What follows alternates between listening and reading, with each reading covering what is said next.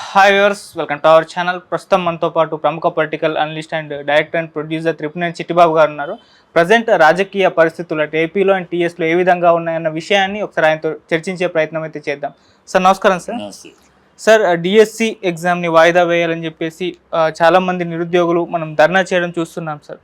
అయితే ఇదంతా కూడా కేటీఆర్ గారు అండ్ హరీష్ రావు గారు ఎనుకుండి చేయిస్తున్నారని చెప్పేసి రేవంత్ రెడ్డి గారు కామెంట్ చేశారు. అండ్ ధర్నాలో వాళ్ళిద్దరూ కూర్చోవాలి, ఎవరో ఒకరు పోవాలి, అప్పుడు వాయిదా పడాలని చెప్పేసి ఇటువంటి కామెంట్స్ కూడా చేస్తారు సార్. దీనిపైన మీ ఒపీనియన్ ఏంటి సార్? అదే మా అల్పులకి అధికారం వస్తే అల్పులు సింహాసనం మీద కూర్చుంటే ఎంత అసహ్యంగా ఉంటుంది అనేది రేవంత్ రెడ్డి సాక్ష్యం.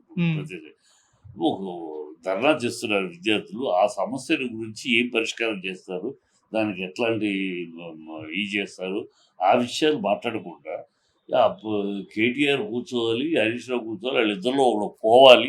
ఏదైనా ఒక మనిషి ఒక స్థాయి, ఒక సీఎం స్థాయిలో వాడు మాట్లాడే మాటలేమో ఒక వీధి గల్లీ రౌడీను గల్లీ నాయకులాగా మాట్లాడతారు సీఎం. ఇప్పటికే ప్రజలు ఈ రేవంత్ రెడ్డి మా సీఎం చెప్పుకోవటానికి సిగ్గుపడుతున్నారు తెలంగాణ ప్రజలు.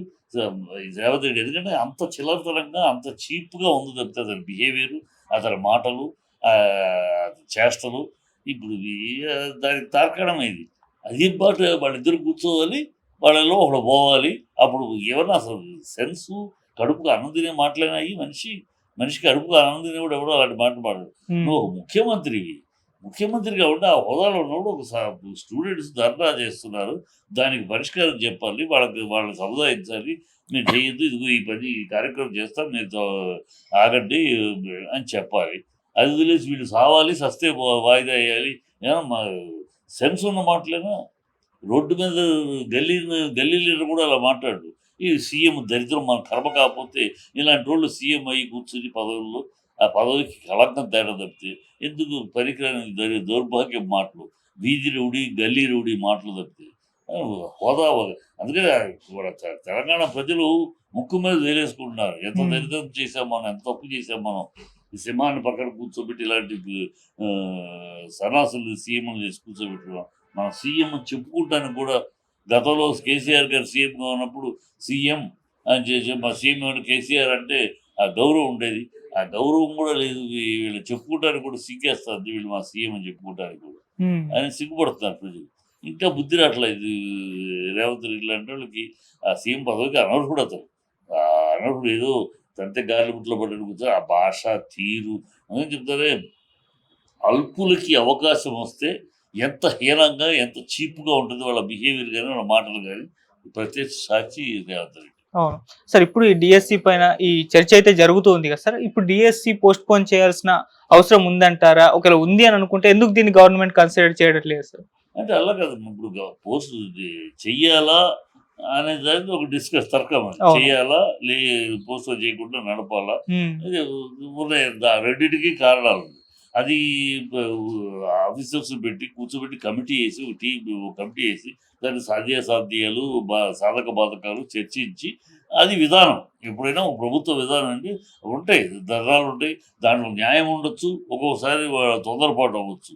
అది అది పెట్టి కూర్చోబెట్టి కమిటీ వేసి డిస్కస్ చేసి దాని ప్రజలు వాళ్ళ ముందు పెట్టిన ఆయన ఇది పరిస్థితి. ఇప్పుడు పోస్ట్ చేస్తే వచ్చే నష్టాలు ఇవి, మీకే నష్టం, మీ భవిష్యత్తుకే నష్టం. కానీ పోస్ట్ చేయడంలో మీ సంవత్సరం ఒక 1 year పోతుంది. ఇట్లా ఈ చెప్పాల్సిన విషయాలు చెప్పి వాళ్ళు కన్విన్స్ చేయాలి.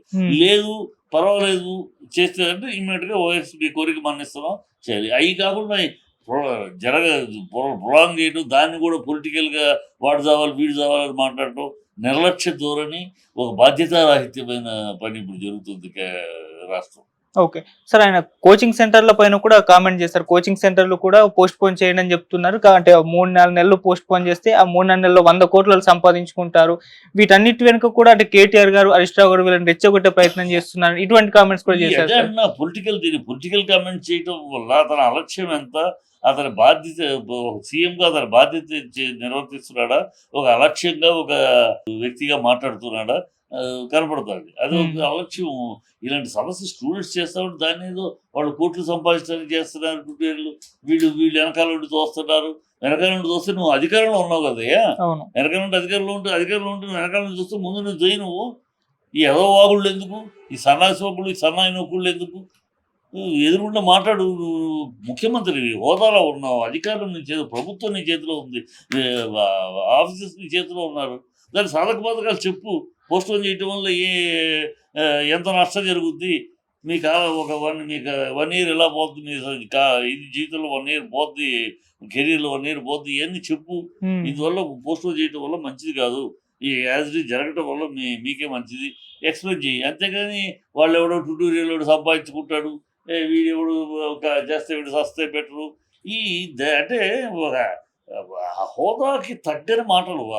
సీఎం హోదాకి సరిపోని మాటలు. సీఎం హోదా ఏ సమస్యలొస్తే ఇలాగ మాట్లాడతారు. ఎక్కడ విన్నాను నేను. ఎక్కడ ఏ రాష్ట్రంలోనూ, ఏ సీఎంలోనూ, ఈవెన్ లాలూ ప్రసాద్ సీఎంగా ఉన్నప్పుడు కూడా దాని బీహార్‌ని ఆటవిక రాజ్యం అప్పుడు కూడా లాలూ ప్రసాద్ కూడా ఇలాంటి మాటలు అక్కడ లాలూ ప్రసాద్ పీరియడ్‌లో కూడా కాపీ జరిగినప్పుడు కూడా అతను ఇలాంటి మాటలు మాట్లాడలే. హ్మ్. ఒక బాధ్యతతోటి మాట్లాడాడు. ఇది ఎక్కడ దొరికిన సీఎం అండి. అసలు ఒక బాధ్యత లేదు. లూజ్ టాకు, లూజ్ టంగు, ఆ చిల్లర నాలిక. ఏం మాట్లాడతాడు? ఎందుకు మాట్లాడతారు? ఒక సీఎంగా మాట్లాడతాడమే, మన బాధ్యతలో మాట్లాడడం లేదు. ఏం సమస్య వచ్చినప్పుడు సమస్యకి పరిష్కార మార్గాలు ఇమ్మీడియేట్‌గా కూర్చొని ఆఫీసర్‌లు కూర్చోబెట్టి చర్చించి వాళ్ళకి ఎక్స్‌ప్లెయిన్ చేసి చేయటం చేయాలి. అవును. అది అది వదిలేసి ఏం మాటలు, ఈ రాజకీయ మాటలు, రాజకీయ కూడా వాళ్ళ వెనకాల నుంచి చూస్తున్నారు, వీళ్ళ ముందు నుంచి చూస్తున్నారు, వీళ్ళ పక్క నుంచి చూస్తున్నారు. ఇయ్యా నువ్వు చూస్తే ప్రభుత్వంలో ఉన్నావు, నువ్వు ఎటు నుంచి చూస్తావు, నువ్వు చెయ్యి. ఆ సమస్యను పరిష్కారం చెయ్యి. అది కదా నీ బాధ్యత. అంటే సార్ ఇప్పుడు కేటీఆర్ గారు, హరీష్ రావు గారు ఈ ఇష్యూ వెనుక లేరంటారా? వాళ్ళు ఈ ఇష్యూని ఏ విధంగా ఎందుకుంటారు? చూస్తున్నారు? అంటే సపోర్ట్ చేస్తున్నారు లేదా విద్యార్థులకు? వాళ్ళు ఎందుకుంటారమ్మా? ఏం పని స్టూడెంట్స్‌ని స్టూడెంట్స్‌ని ఎగదోస్తే స్టూడెంట్స్ మొత్తం కేటీఆర్ ఎగదోస్తే చేస్తే అసలు మొన్న ఎన్నికల్లో ఓటమి ఎందుకొస్తది? మీరెలా గెలుస్తారు? స్టూడెంట్స్ మొత్తం మా పక్కన ఉంటే. బీఆర్ఎస్ పక్కన స్టూడెంట్స్ ఉంటే, కేటీఆర్ చెప్పగానే స్టూడెంట్స్ ఏకపడిపోయి ధర్నాలు చేస్తా ఉంటే, అంత బలం ఉంటే ఎందుకు పోయేది? అంటే వాళ్ళ స్టాండ్ ఎటువైపు అని విద్యార్థుల వైపు నిలుస్తున్నారా? లేకుంటే వాళ్ళ స్టాండ్ అయినా విద్యార్థుల వైపు హ్మ్. పరిష్కరించండి. మా స్టాండ్ అయినా విద్యార్థులు సమస్య ఉంది. ఓకే. వాళ్ళ ఏంటి? వాళ్ళకున్న సమస్యలేంటి? ఎందుకు నీ పోస్ట్‌పోన్ అడుగుతున్నారు? ఆ సమస్యలు వాళ్ళ కారణాలు వాళ్ళకున్నాయి విద్యార్థులు. ఆ హ్మ్. కారణాలు వినండి. విని దానికి పర్యవసానం కాదనని మీ కారణాలు కరెక్ట్ కాదు.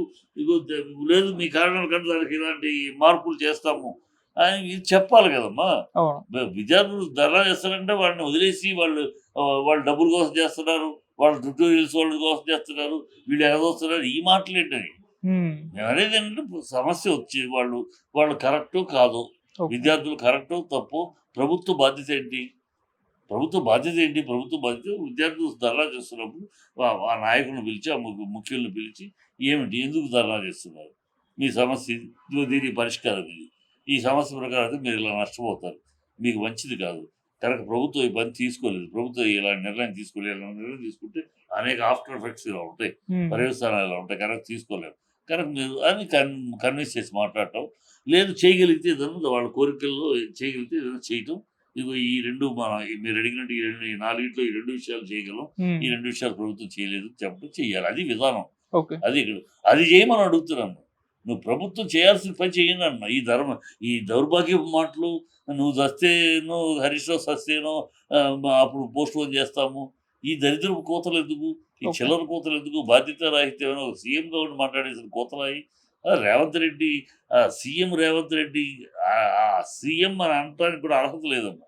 ఆ అర్హత లేని వాడికి అవకాశం వస్తే ఎలా ఉంటదో ఇలాగే ఉంటదండి. Okay sir.